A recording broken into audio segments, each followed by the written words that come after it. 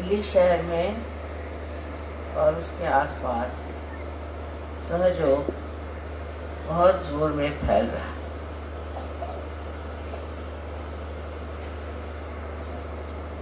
ये एक बड़ी आश्चर्य की बात है कि दिल्ली शहर राजधानी है और यहाँ अधिकतर लोग सत्ता लोलुप हैं। जो सत्ता पर हैं उनके आगे पीछे लोग दौड़ते हैं। लेकिन ये सब होते हुए भी अपनी आत्मशक्ति को खोजना, अपना आत्मबोध कराना और आत्म साक्षात्कार को प्राप्त होना, ये इच्छा रखना ही बहुत आश्चर्यजनक है। मुझे ऐसी उम्मीद नहीं थी, क्योंकि ये सूक्ष्म चीज है, अत्यंत सूक्ष्म है। ऊपरी तरह से हम हर चीज को बहुत मानते हैं। जैसे है, मैंने बहुत बार आपके सामने उदाहरण दिया कि एक सुंदर सा चित्र अगर आप देख रहे हैं और उस चित्र में बरसात हो रही है, बहुत सुंदर फूल हैं, पक्षी उड़ रहे हैं और आप चित्र को देख के बहुत खुश हो रहे हैं। लेकिन उस चित्र की जो अनुभूति है वो आप में, इसलिए उसकी अनुभूति लेने की आवश्यकता है और अनुभूति लेने के लिए एक बहुत सूक्ष्म विचार चाहिए। वो सूक्ष्म विचार आपके अंदर जागृत हो गया, यही कमाल है कि हमने अभी तक यथार्थ को पाया है, हमने अभी तक असलियत को पाया नहीं। कोई न कोई ऐसी चीज है जिसके पीछे हम भागते हैं, उसमें सत्य नहीं है। और इस प्रकार मनुष्य कहां से कहां भटक जाता है। बाह्यता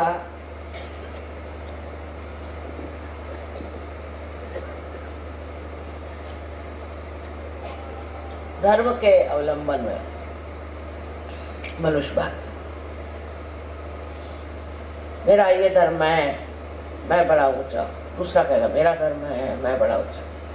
तीसरा कहेगा मेरा ये धर्म है, मैं बड़ा ऊंचा। और बहुत से ऐसे भी हैं जो कहते हैं कि जो हमको मिलना है हम ही पालेंगे, हम क्यों सर झुकाएं, हम खुद ही से पालेंगे। इस प्रकार दो तरह के लोग देखे गए। एक तो जो अपने अहंभाव में खो गए और दूसरे जो हैं वो शरणागत होकर गलत चीजों में घुस गए। ये दोनों तरह की व्यक्तियां सूक्ष्मता में नहीं उतर सकती। उसी में उनको मौज आती, उसी में आनंद में। एक सोचता है कि मैं तो बस इस चीज में पड़ा हूँ, अब मैं बस रात दिन भजन कीर्तन सवेरे 4 बजे उठ करके पठन करते रहता हूँ। एक साहब मुझे मिले थे, अभी जवान थे। मैंने उनसे कहा कि सहयोग में आने के लिए तुमको कुछ करना नहीं। पहले कुछ नहीं करने का, मैं कहने कुछ नहीं करना। तो कहने लगा फिर सुबह से उठ के करना क्या? कुछ तो करना ही चाहिए सुबह से उठ के। तो ये जो भावना हमारे अंदर है कि हमें अपने को प्राप्त करने के लिए, अपने को जानने के लिए कुछ करना है, सो गलत है। ये तो आप लोग जान गए कि बगैर कुछ किए ही आप सहज को प्राप्त हो। अब दूसरे अहंकारी हैं जो सोचते हैं कि हमको क्या करना, हम ही इसको खोज लेंगे, हम ही इससे पा लेंगे। तो उनकी तो बात छोड़िए, उनसे भिड़ने से अपनी खोपड़ी खराब करने से। और दुनिया में सभी लोग होंगे ऐसे, ये भी सोचना मेरे ख्याल से गलत बात है। बहुत से लोग लेकिन इस कलयुग में परिवर्तित हो जाएंगे।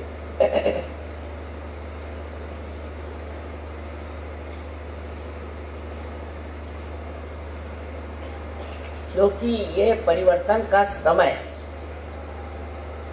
इस समय में परिवर्तन होगा ही, आप चाहें या न चाहें। किंतु चाहने पे इस परिवर्तन की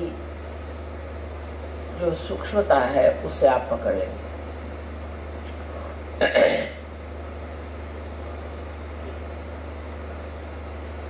उदाहरण के लिए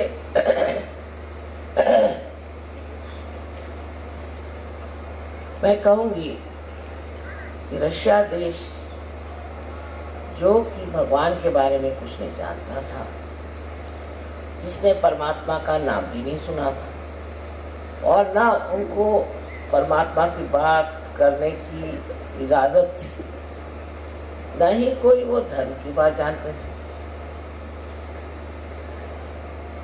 और बड़ी ताड़ना में, बड़ी कठिन समस्याओं में वो बेचारे बंद थे, घुट रहे थे। उस घुटन में उनमें कौन सी ऐसी बात हो गई जो वो सहज में उतर गए? किस बात के कारण ये लोग एकदम से सहज में आ गए? वो बात है जिसे हम कहते हैं कि अपने को पहचानना। इसको अंग्रेजी में इंट्रोस्पेक्शन कहते हैं। हम अगर ये समझे बैठे कि हम परिपूर्ण हैं तो कार्य नहीं हो सकता। हमको ये देखना चाहिए कि हमारे अंदर कौन से दोष हैं, और सहयोगी होने के बाद भी ये देखना अत्यावश्यक है। सहयोग फैल रहा है, फैलती हुई चीज फट भी जाती, और जो हमारे अंदर सूक्ष्म से सूक्ष्म ऐसे दोष हैं वो पकड़ लेते हैं। मैं इस बार आई तो सुना कि नोएडा के जो गाने वाले थे उनमें 2 भाग हो गए। फिर सुना कि नोएडा में भी 2 ग्रुप हो गए, फिर और जगह भी ऐसे 2 ग्रुप हो गए, फिर 4 ग्रुप हो गए, फिर 5 ग्रुप। ये बहुत खतरनाक चीज है। अब ग्रुप कैसे बनते हैं इसको बारीकी से देखना चाहिए। ईसा मसीह ने कहा था कि बीवेयर ऑफ मर्मरिंग सोल। कुछ लोगों की आदत होती है कि वो कुछ न कुछ किसी के दोष देकर बोलना शुरू कर देते कि उनका ऐसा है, उनका वैसा है। फिर 4 और इकट्ठे हो जाते हैं, फिर 10 और इकट्ठे हो जाते हैं।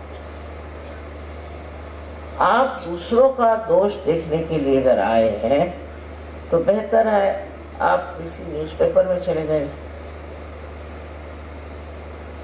यहाँ तो आप अपने को पूर्णतया एक आत्म साक्षात्कारी बनाने के लिए, तब अपने ही दोष देखना ठीक है, क्योंकि अपने दोष हम ही ठीक कर सकते हैं, दूसरे तो ठीक नहीं कर सकते। दूसरों के दोष देखने से हमारे दोष कैसे ठीक होंगे ये मेरी समझ में नहीं आता। इसलिए इस तरह की जो एक विशेष तरह की हस्ती होती है जिसे मर्मरिंग सोल कहा गया, जो दूसरों के बारे में बताते रहते हैं। मेरे सामने भी चलता है, उन्होंने ऐसे किया, उन्होंने वैसे किया, उन्होंने, आपने क्या किया?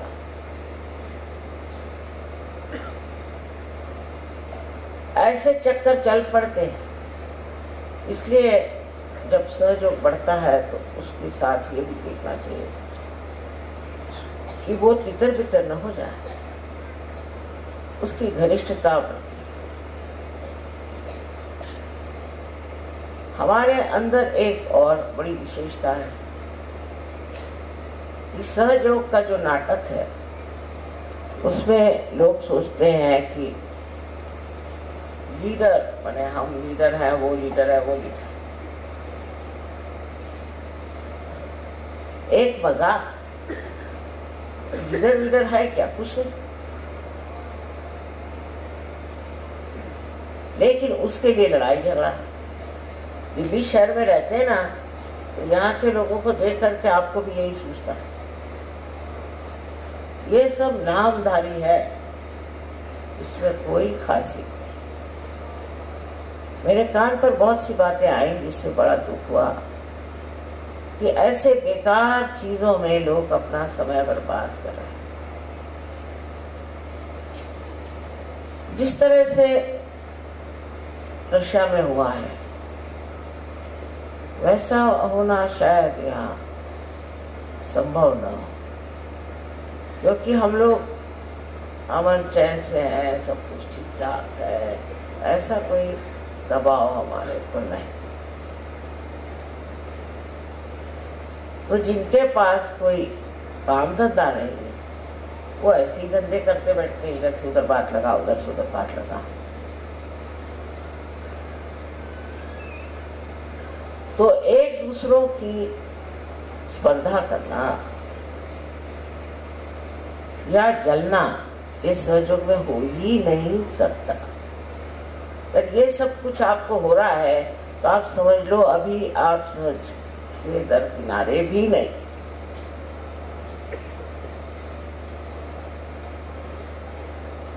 अपनी ओर नजर करके देखिए कि आप क्या क्या गंदगी इकट्ठी किए हुए हैं, इसकी सफाई होना नितांत आवश्यक। अपना देश तो मशहूर है कि हम लोग बहुत झगड़ालू हैं, आपस में झगड़ते ही रहते, कभी एक दूसरे से पटते नहीं। और हम तो कहते हैं ये प्रेम की महान शक्ति। इस महान शक्ति में भी अगर यही कार्य हो रहा होगा तो आप में सूक्ष्मता कैसी आएगी और आप उस परमानंद का अनुभव कैसे लेंगे, मेरी समझ में आ। तो ऐसे अगर कोई बड़बड़ाने लग गया तो उससे कहना चुप रहिए, हमें सुनना नहीं। एक दूसरे की बुराई अगर कोई सहयोगी करे तो वो दोनों ही सहयोगी नहीं, सुनने वाला भी और सुनाने वाला। और इस प्रकार जब हम अपने को स्वच्छ कर लेंगे तो एक बहुत सुंदर सहयोग का अभियान हो जाए। फिर आप अनेक लोगों को प्यार कर सकते, अनेक लोगों में आत्मदर्शन हो सकता है।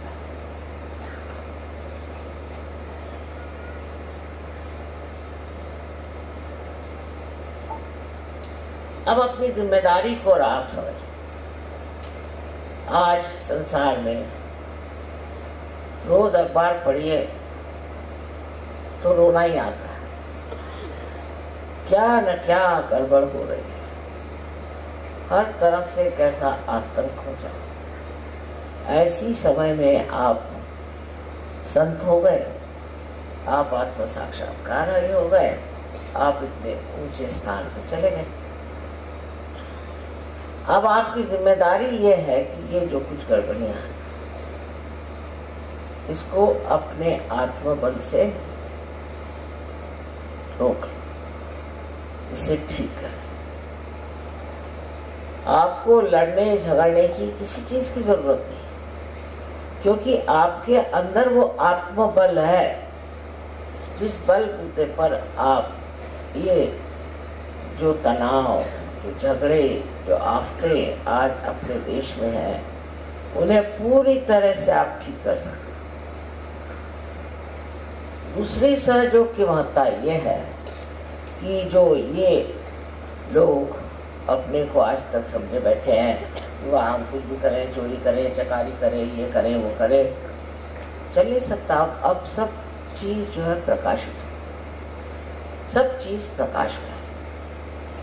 जो गड़बड़ करेगा वो प्रकाश में आएगा, इसलिए आपको सतर्क रहना चाहिए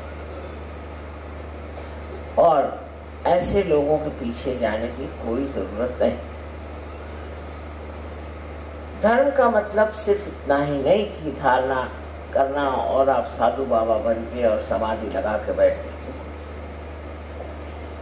ये सहयोग में मतलब है, और जगह होता उसमें।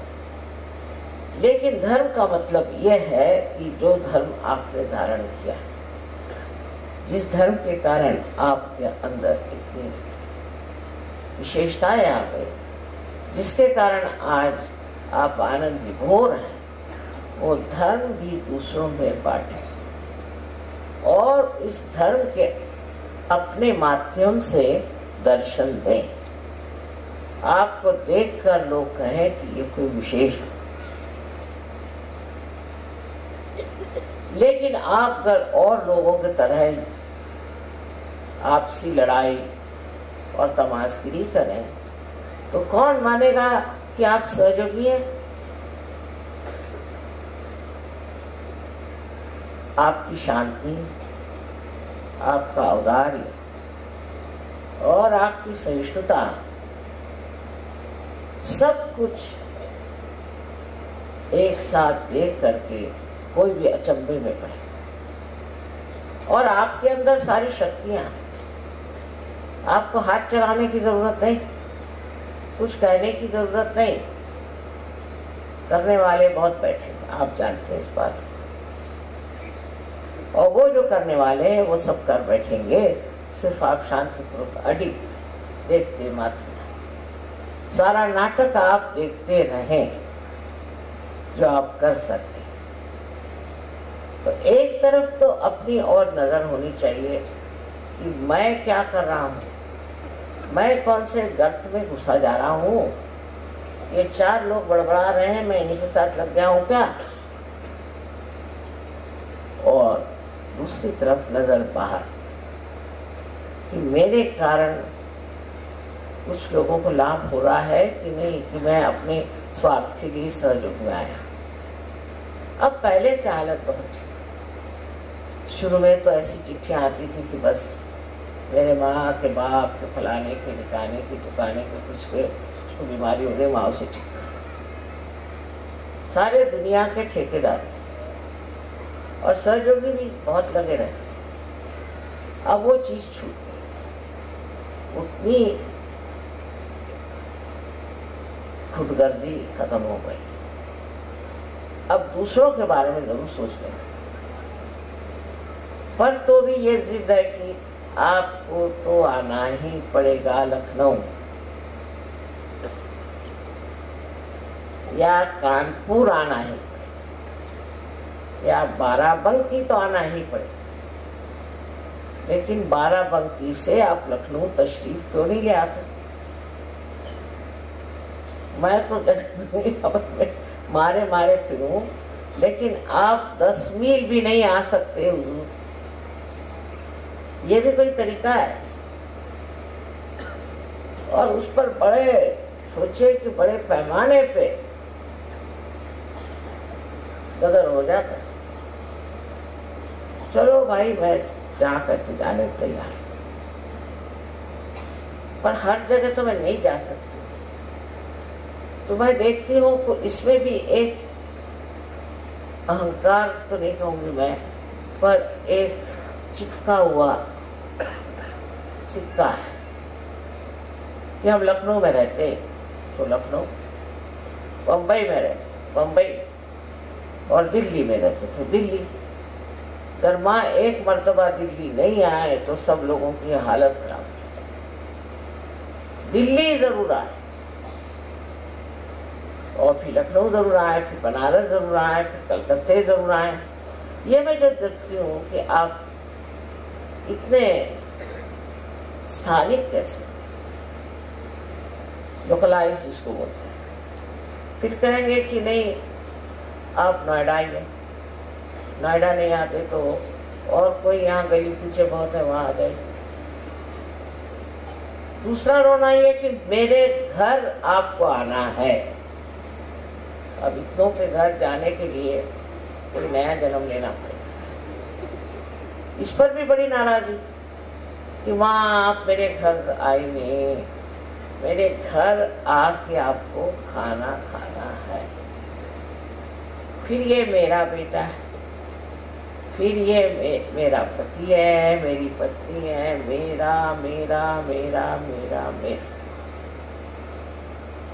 जब तक ये ममत्व नहीं छूटने वाला तब तक आप सहयोग में कैसे उतरेंगे? ठीक है, आपकी जिम्मेदारियां हैं, उसको निभाओ, पर वो मुझ पर मत ला दो। मेरे बेटे को देखना ही चाहिए, मेरे बेटे को नाम दीजिए, फलाना ठिकाना। सुबह से शाम तक नाम देते देते मैं तो हार गई। मैं सोच रही एक डिक्शनरी बना लूं। ऐसा पागलपन चारों तरफ छाया हुआ है। अगर मैं कह दूं कि मैं नहीं आ सकती तो हो गया, मतलब फिर उसके बाद तो समझ लीजिए कि वो कहेंगे कि माँ हमारी क्या गलती हो गई, हमने कौन सा पाप किया। अरे भाई नहीं आ सकती मैं, इसमें कोई पाप नहीं है। तो ये बड़ी सूक्ष्म चीज है, इसको होना चाहिए। ये चिपकी हुई चीज है आप कर रहे हो, ये मेरा तेरा।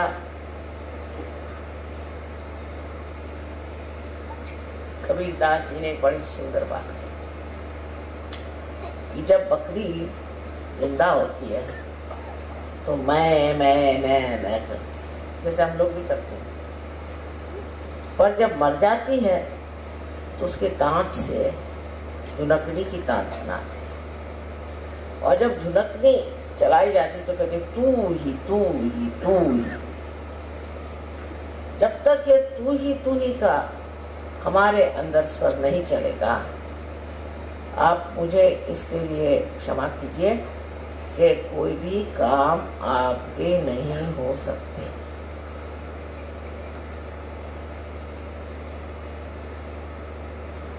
अगर आप करके सब दिखा सकते हैं तो कर लीजिए, पर अगर आप उस पर छोड़ने की क्षमता रखें और कहें तू तो वो तो करके दिखाई देगा।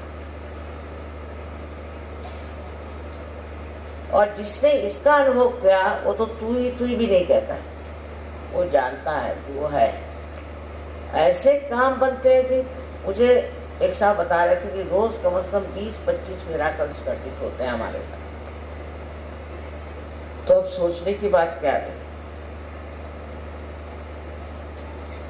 जब आप परमात्मा के साम्राज्य में आ गए, पूरी तरह से आपको ये विश्वास कर लेना चाहिए कि एक आप बहुत महत्वपूर्ण नागरिक हैं उस साम्राज्य के जहाँ पर सारे देवदूत आपके शरण में हैं। जो कुछ भी कमी हो उसे वो पूरी कर दे, लेकिन उसका देखना भी आना चाहिए, उसकी दृष्टि भी होनी चाहिए। अगर आपके ऊपर हजारों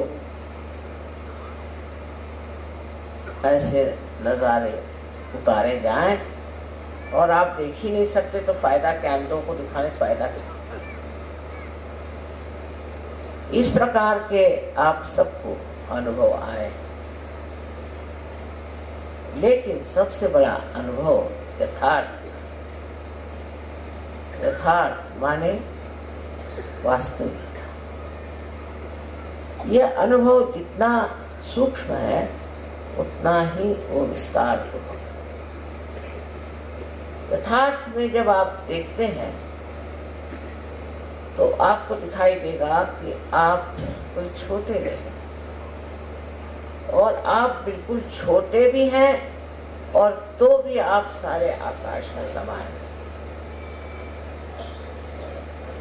जैसे कि एक बूंद समुद्र में मिल जाए तो वो क्या देखती है कि वो समुद्र हो गई। अब समुद्र जहाँ जाए, जहाँ ले जाए, जो करे उसके साथ वो घूमती रहती, भटकती रहती, नाचती रहती। उसको अपना अस्तित्व ही जब नहीं रह गया तो वो झगड़ा किससे करे और क्यों करे? जो हमारी जिंदगी थी उससे हम बहुत बेहतर हो गए, ये तो बात माननी पड़ेगी, इसमें तो कोई शक नहीं। लेकिन अभी थोड़ा सा रास्ता और तय करना। पहले तो अपने ममत्व को देखो। इस ममत्व के कारण अनेक प्रश्न खड़े हो जाते हैं।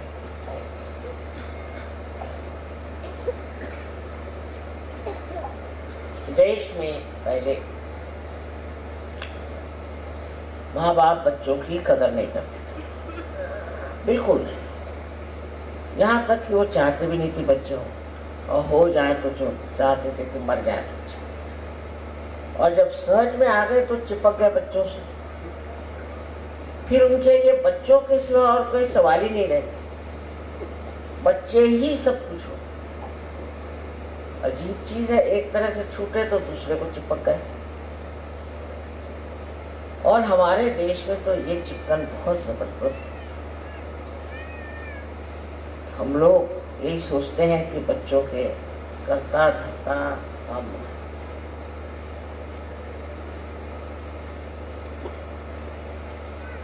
इसको समझ लेना चाहिए कि संसार को चलाने वाले परमात्मा और उनकी परम शक्ति, वो सब इस आपके बच्चे परिवार सबको देख रहे हैं। उनसे अच्छा तो आप नहीं देख सकते, तो आप क्यों बेकार में परेशान? बार बार आप पूछेंगे भाई बच्चा कैसे है, बच्चे की हालत कैसी है। फिर बच्चे से कोई बचा रहा तो फिर बीवी, फिर पति, फिर अम्मा, ये ऐसे ऐसे रिश्तेदारी है। उसका निवाह करना दूसरी बात है, पर उसमें बह जाना दूसरी बात है।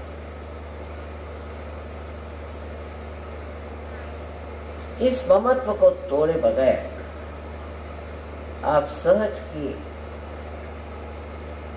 मर्यादाओं से बाहर नहीं। सहज की जो मर्यादाएं हैं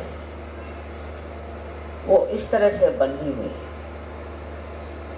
इससे ऊपर उठने के लिए आपको बहुत सी बातों की तरफ ध्यान देना चाहिए। छोटी छोटी बातों को मनुष्य चिपक जाता है। अब मैं नहीं कहूंगी कि आप अस्वाद में उतरे, क्योंकि ऐसे कहने पे तो उत्तर भारतीय लोग तो बिल्कुल परेशान हो जाए कि मां कहती है स्वाद है ना, वो तो मैं नहीं। लेकिन स्वाद के पीछे भागने की कोई जरूरत नहीं। रात दिन स्वाद के पीछे भागने की, फिर आप सहयोगी कैसे?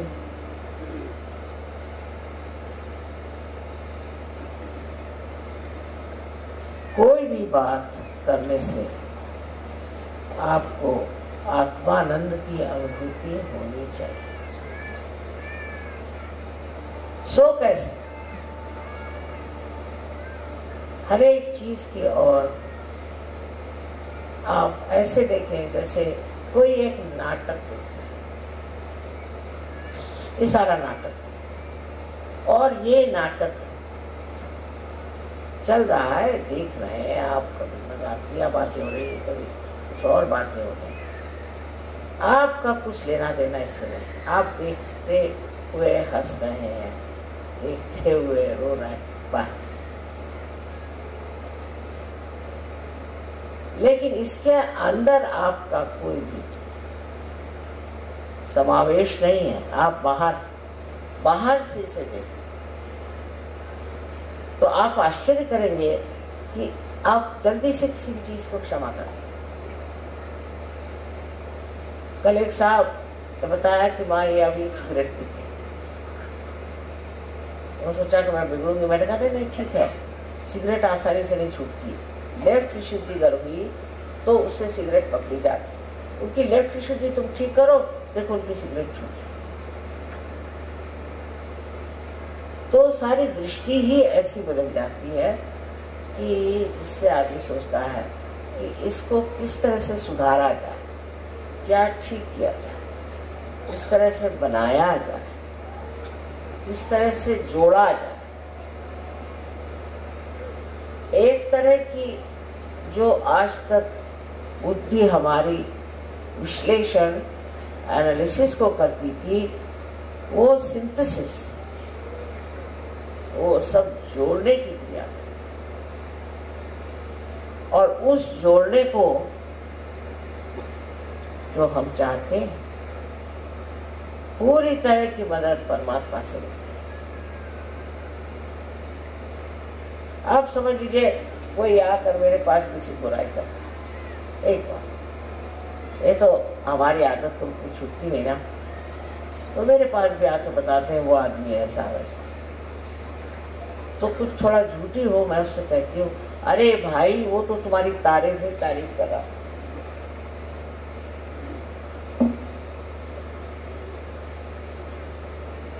वो तो कह रहा था कि तुमसे अच्छा कोई आदमी ही नहीं। दूसरे दिन देखती हूँ कि उसी आदमी के गले में हाथ डाल के घूम रहा है। जो कुछ बुराई देखी थी वो पता नहीं कहाँ गायब हो गई। ये बात समझनी चाहिए कि हमें एक दूसरों को जोड़ना है, और वो भी ऐसा जोड़ना है कि एक को शिकायत हुई तो सबको पता हो जाना चाहिए। यही कलेक्टिविटी। एक को तकलीफ हुई तो सारी दुनिया को, क्योंकि हमारा ये समाज ये जीवित समाज है, मरा हुआ समाज नहीं। और इसके अंग प्रत्यंग जो है एक शरीर में बसे हुए। अगर इस उंगली को तकलीफ होती है तो सारे शरीर को तकलीफ होती है। इसी प्रकार हमें भी सोचना चाहिए। अब ये सोचने में ये हुआ कि हम पुरानी दिल्ली वाले अगर अलग हुए और नोएडा वाले अलग हो गए, फलाने वाले अलग हो गए, मैं तो सारे विश्व की बात कर रही हूँ और आप यहाँ गले कूचे की बात कर रहे हैं। सारे विश्व में ये होना चाहिए, एक को जरा सी तकलीफ हुई, एक देश में जरा सी तकलीफ हुई तो सारे देशों में इसकी हलचल होनी चाहिए। हो रही है, ऐसे नहीं कि नहीं है। अब आपको बताऊं खुशखबरी कि बहुत से जर्मन ऑस्ट्रिया में और जर्मनी में सहयोगी बड़े पहुंचे हुए लोग, तो वो निकले जाने इजराइल। मैंने कहा कहाँ जा रहे तुम लोग? माँ हम तो इजराइल जाए, क्योंकि बातें हमारे जो बुजुर्ग हो गए उन्होंने उनको बहुत सताया, मारा पीटा, तो हम तो इजराइल आए।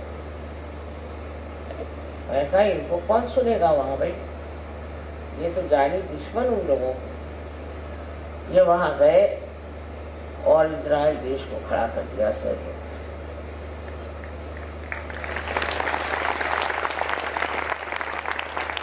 अब उससे और एक अच्छी बात बड़ी खुशखबरी, मैं इजिप्ट गई तो बहुत मुश्किलों से बेचारों को वीजा मिले, माने इजरायलियों, क्योंकि इजरायली जो हैं वो माने हुए दुश्मन है मुसलमानों के, पता नहीं क्यों, गलत बात है लेकिन हाँ। तो 20 इजरायली वहाँ इजिप्ट, और मैं देखती क्या हूँ कि वहाँ के इजिप्शियन सहयोगी जो हैं उनके गले मिल रहे, उनसे प्यार की बातें कर रहे। आनंद की बात है कि इजराइल से इतने दूर से इजिप्ट में आए और वहाँ के इजिप्ट सहयोगियों से दोस्ती करें, फिर सारे वहाँ पे कैरो में जहाँ जाना वहाँ सबसे बात करना है, उनके लिए मिठाइयाँ ला। ये सूझता कब है?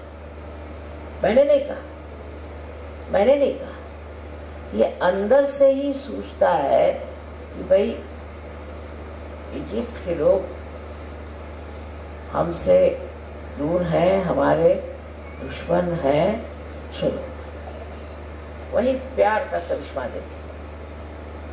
और पहुंच गए, मैं पहुंची, उसके दूसरे दिन मैंने आए कैसे, आ गए,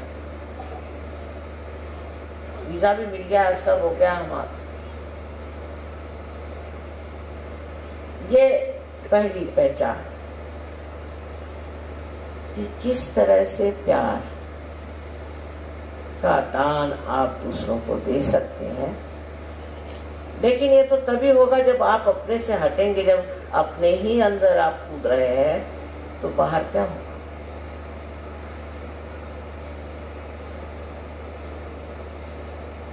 अब कल मुसलमानों ने जो कव्वाली गाई, आप लोगों ने खूब मजा उठाया, देखा। ये मुसलमान भी कितने दिन बाहर रह सकते हैं, ये भी अपने अंदर घुसे हुए, आप देख लीजिए। पर आपकी वृत्ति जो है वो ये नहीं होनी चाहिए कि मुसलमान खराब है और हिंदू अच्छे हैं, बिल्कुल गलत बात। यहाँ तो जातीयता इतनी जबरदस्ती, वो तो हट गई। अमेरिका में देखिए बहुत बड़ा प्रश्न है काले और गोरों। हम लोगों को तो वो ब्राउन लोग कहते हैं, इधर से रहना उधर, पर काले और गोरे वहाँ बड़ा अच्छा।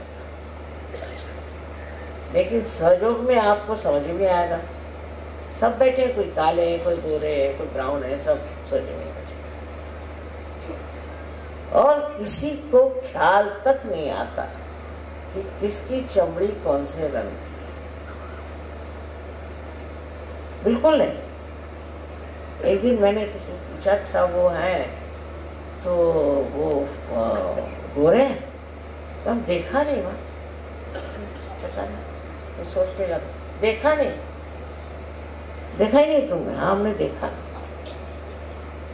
ये तब होता है जब वो सूक्ष्मता अंदर में प्रकाशित होती है, पर ये सूक्ष्मता प्यार की, प्रेम से जब आप किसी को देखते हैं। एक माँ है, उसको शायद वो गोरा बच्चा हो जाए चाहे काला बच्चा हो जाए, वो सबको अपने जी से लगाती है। उसको इतना नहीं विचार आता कि मैं गोरी हूँ, मेरा बच्चा काला है,